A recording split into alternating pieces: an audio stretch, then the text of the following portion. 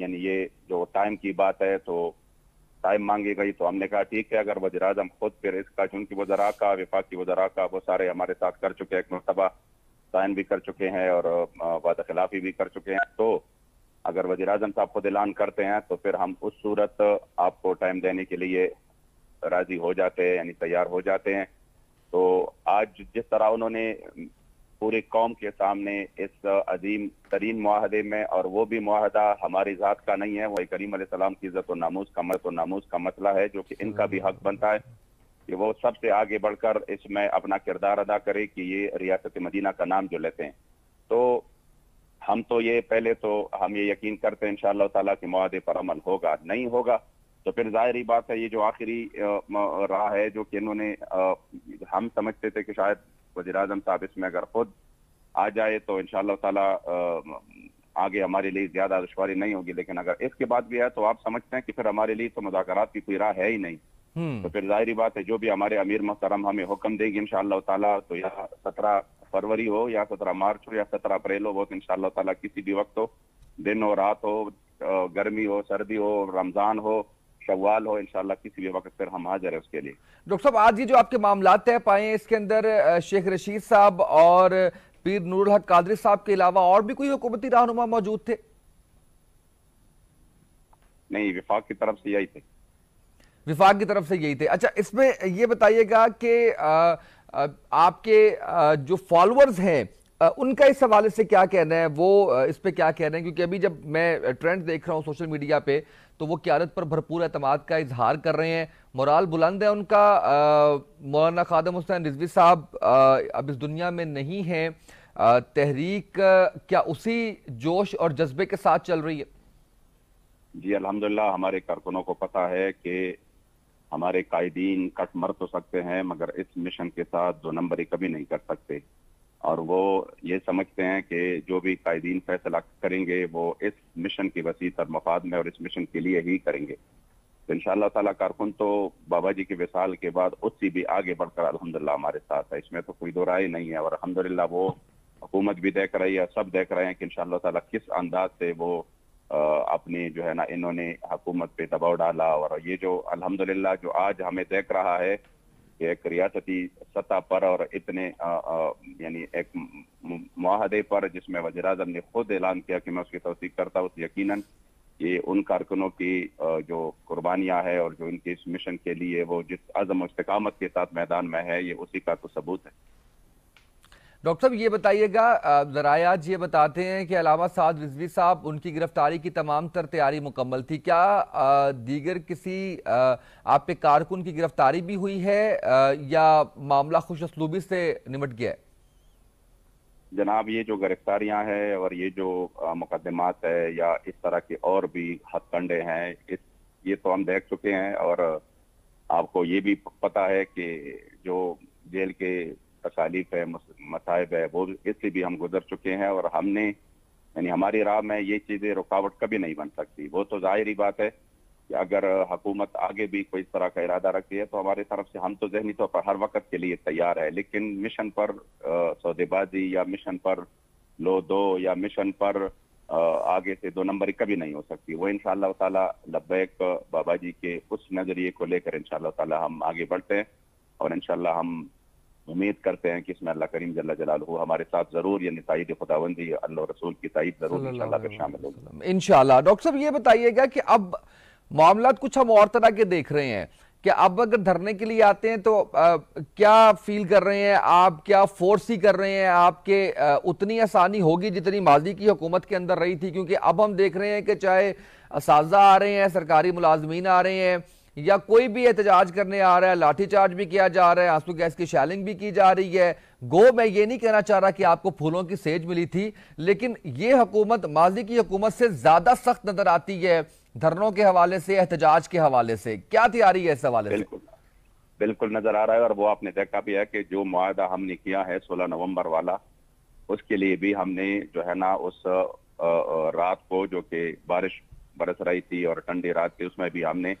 कम से कम 25-30 हजार शेल खाए हैं। तब उसके बाद ये मुआहदा जो है ना ये अमल में लाया है। उसके लिए हम मुकम्मल तौर पर ज़हनी तौर पर तैयार है और हम यकीनन सख्तियाँ और तकालीफ तो इस रास्ते में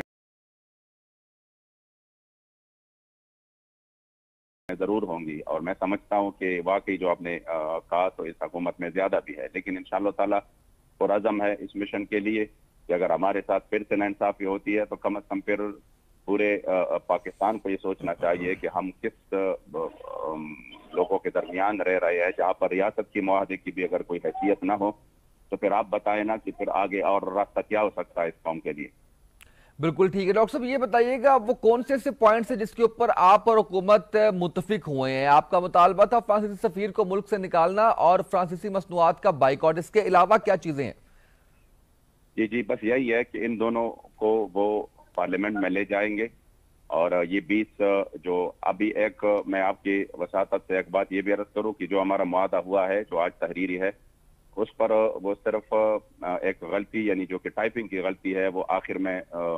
جنوری، جس کا ہمیں بھی دھیان نہیں رہا، وہ ہے 11 جنوری، یعنی آج کی تاریخ کو 11 جنوری لکھا گیا ہے جو کہ آج 11 فروری ہے۔ اس میں لوگوں بھی کافی کچھ لوگوں میں بے چینی پائی جا رہی تھی کہ یہ شاید جنوری کو ہوا ہے اور یہ آج اس کا اعلان ہو رہا ہے، تو میں یہ وضاحت کروں کہ معاہدہ آج ہی فائنل ہوا ہے اور ہمارے اس پر سائن بھی آج ہویا ہے، لیکن جب ہم نکلے اور ہم نے پھر دیکھ لیا کہ اس میں یہ تو جنوری ٹائپنگ میں غلطی ہے تو پھر ہم نے یہ مناسب نہیں سمجھا، وہ لوگ نکل چکے تھے کہ اب اس کے اور سائن یعنی وہ بھی اپنی جگہوں کو اور ہم بھی تقریباً ادھر ادھر ہو چکے تھے، تو سائن کا پھر مسئلہ تھا۔ اس حوالے سے یہ ہے کہ انشاءاللہ تعالی یعنی یہ والا جو معاہدہ ہے یہ اس میں یہ ہے کہ یہ پارلیمنٹ تک لے جائیں گے اور پارلیمنٹ کے ذریعے انشاءاللہ تعالی پھر آگے ہم قوم سارا نظارہ بھی دیکھے گی نا کہ پھر پارلیمنٹ جو مسلمانوں کی ووٹوں سے وہ ادھر گئے ہیں حکومت میں کہ وہ حضور کی عزت و ناموس پر مسئلے پر پھر اپنا کیا دکھاتے ہیں، کیا وہ اس مسئلے میں بھی جو ہے نا وہ یعنی اس مظاہرہ وہ کرتے ہیں جس کا شاید ہمیں تو یہ ہمارے ذہن میں تو نہیں ہے کہ بطور مسلمان کوئی بھی مسلمان اس طرح کر سکتا ہے کہ وہ اتنے بڑے اور اہم اور حساس مسئلے پر پھر وہ مداحنت کرے اور کچھ دنیاوی مفادات کو دیکھے۔ تو انشاءاللہ یہ قوم پارلیمنٹ والوں کو بھی دیکھے گی کہ پارلیمنٹ والے پھر کیا کرتے ہیں۔ اچھا ڈاکٹر صاحب مجھے یہ بتائیے گا کہ یہ دو چیزیں آپ نے بیان کی ہیں اس کے اندر جو میجر ہیں، آپ فرانسیسی مصنوعات کا بائیکاٹ کی بات کر رہے ہیں، آپ فرانسیسی سفیر کو نکالنے کی بات کر رہے ہیں۔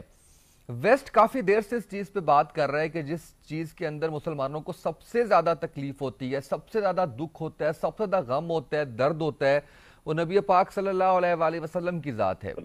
اور ہونا بھی چاہیے۔ اس چیز کو ختم کرنے کی ایک ناکام سی کوشش کرتا ہے مغرب اور مغربی قوتیں۔ اس حوالے سے ایک جماعت تحریک لبیک، آپ کی اگزامپل دیتا ہوں، آپ آئے اس کے اوپر ایک ایجنڈے کے ساتھ آئے، باہر نکلے اور آپ نے پورا زور لگایا اس چیز کو، اس کے اوپر اپنے احتجاج ریکارڈ کروانے کی ہر سطح پر۔ اس کا کوئی بھرپور لایا عمل ڈاکٹر صاحب کیا ہونا چاہیے حکومتی سطح پر؟ جیسے کہ عمران خان صاحب نے اس کے اوپر بات بھی کی جب ٹیلی فونک کالز آ رہی تھی ان کو، اس کے اوپر وہ کالز انہوں نے وہ بھی کی، لیکن اس کے باوجود میں سر جاننا یہ چاہ رہا ہوں کہ کوئی لایا عمل ایسا ہو جس کے تحت خارجہ پالیسی کے اندر تمام مسلم ممالک اکٹھے ہو کر اس کے اوپر ہم آواز ہو کر مجبور کریں ویسٹ کو کہ اس طرح کی اوچھے ہتھ کنڈوں سے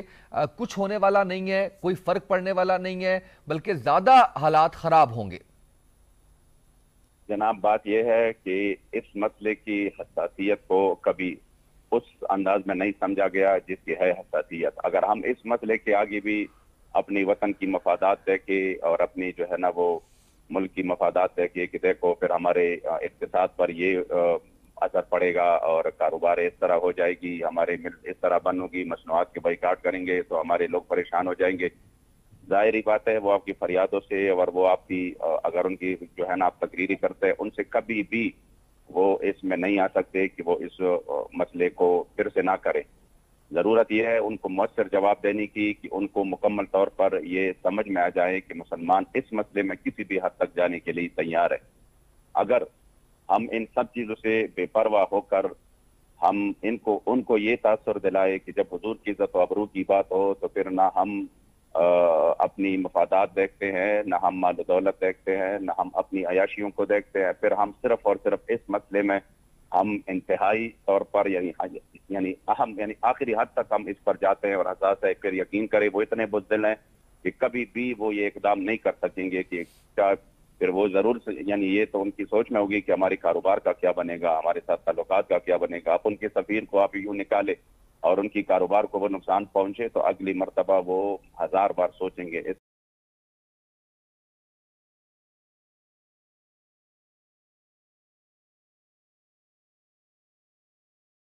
اقدامات سے پہلے. لیکن افسوس کی بات یہ ہے کہ ابھی تک اس طرح کی کوئی مؤثر جواب کسی بھی جگہ سے ان کو نہیں مل رہی. تو ظاہری بات ہے وہ تو چاہتے یہی ہے کہ مسلمانوں سے صرف غیرت اور حمیت ختم ہو، تو باقی اس میں تو وہ کوئی دوسرے رائے نہیں ہے کہ پھر اس کی کوئی وجود چاہے وہ کروڑوں میں ہو، اربوں میں ہو، لیکن اس کی وجود کا پھر جو ہے نا وہ جس طرح غلامی چاہتے ہیں ہم سے، پھر وہ ہم غلام بنی جاتے ہیں جب غیرت اور حمیت گزر جاتے ہیں.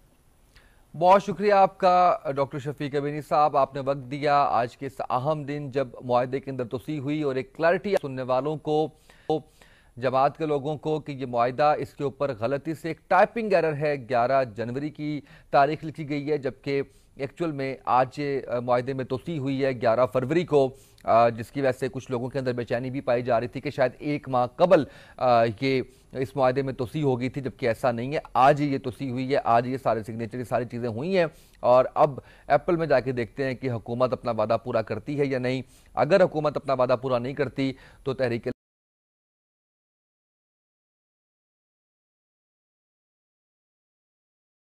لبیک اس حوالے سے مکمل طور پر تیار ہے کہ وہ دھرنا دیں گے اور اس حوالے سے اپنا احتجاج ریکارڈ کروائیں گے، چاہے جتنی بھی مشکلات آئیں، جتنی بھی پریشانیاں اس کے اندر آئیں. ناظرین اب ہم بات کریں گے چند سال قبل لاہور میں جب پہلی مرتبہ اسموگ آئی تھی تو لوگ